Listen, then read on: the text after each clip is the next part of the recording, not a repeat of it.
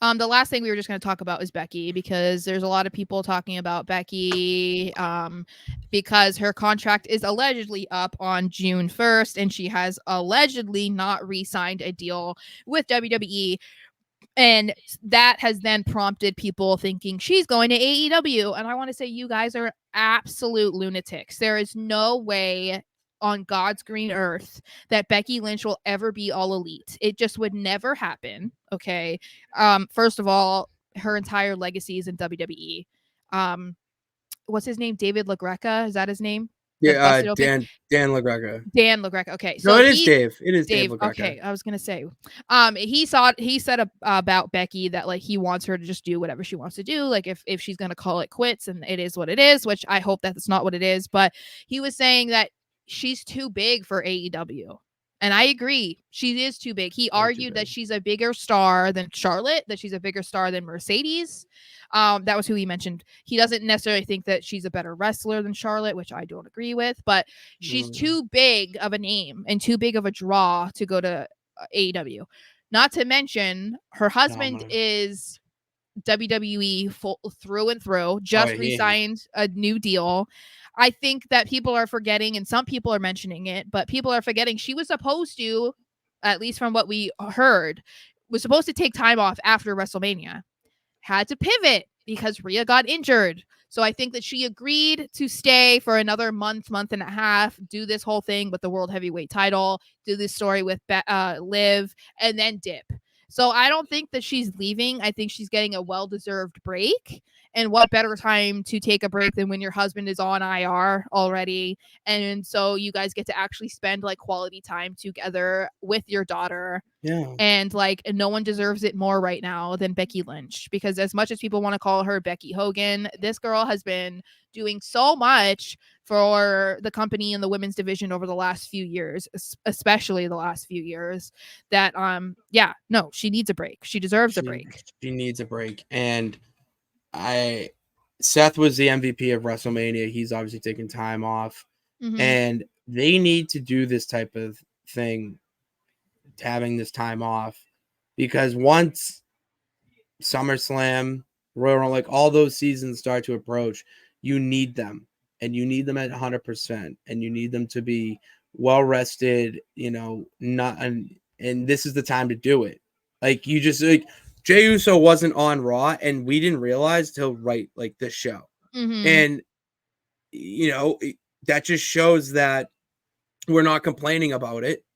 We were actually complimenting the show as a whole. Mm-hmm. And there were some key people that get great reactions that were left off it. But that's okay. That's where we are at this portion of the season. Mm-hmm. You have to kind of think of it like that. Like it's a long season from day one after WrestleMania to WrestleMania. If you break up the WWE schedule like that, things start to make a little more sense when it comes to booking and whatnot. And the fact that Seth and Becky are going to take time off, you have other people. I mean, there's a whole list. I think I sent it to you, or just like tweet. I forget. I sent you a lot of tweets today. It's like, oh, wow, this name. Oh, this name. Oh, my God, this name. And you're like, you don't even care, really, because what's on TV right now, you're like, I'm entertained. I'm sitting on my ass. I'm watching this. Yeah. And that's what they want at the end of the day. That's all they need. Well, and I think that, Seth might not be back until like the end of the year or something. And I really would not be surprised if Becky stays out that long too. And I'm fine with it because she's done so much. And if people are going to complain about what she's done, which is still ironic to me, you guys are calling her Becky Hogan. She's a 7-time women's champion. Meanwhile, your picture on Twitter and on social media is Charlotte Flair, who is a 14-time champion. But like, let's not talk about it. Okay. And how many of those title reigns were under 10 minutes? I'm just saying. Becky doesn't have any of those. So anyway, I just wanted to make sure we talked about this because I'm like, she's not going to AEW. Let's stop the nonsense. She's just going to take a break. At least I hope so.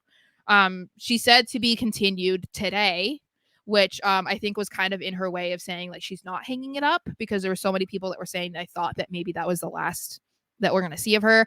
I would hate for that to be her last match in WWE. Like that can't be, that cannot be the way that she goes out. Like that's not the proper way.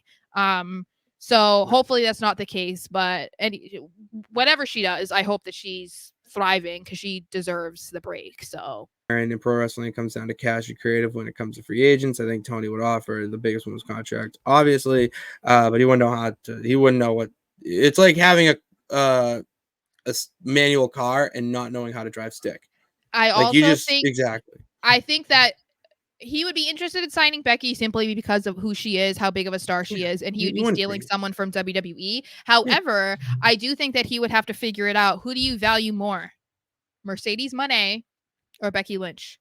Because do you really think that Mercedes is going to be on board with Becky coming in and making more money than her? It's not a chance. So that's the thing. Who are you going to try to please? That's another thing that Tony would have to evaluate, because you either want to keep Mercedes happy and with AEW for as long as possible, or do you want to try and be like, ha ha ha ha on WWE by signing Becky Lynch and paying her a ton of money? I just don't see it happening in that way either, because I don't think Tony would want to ruffle feathers with Mercedes.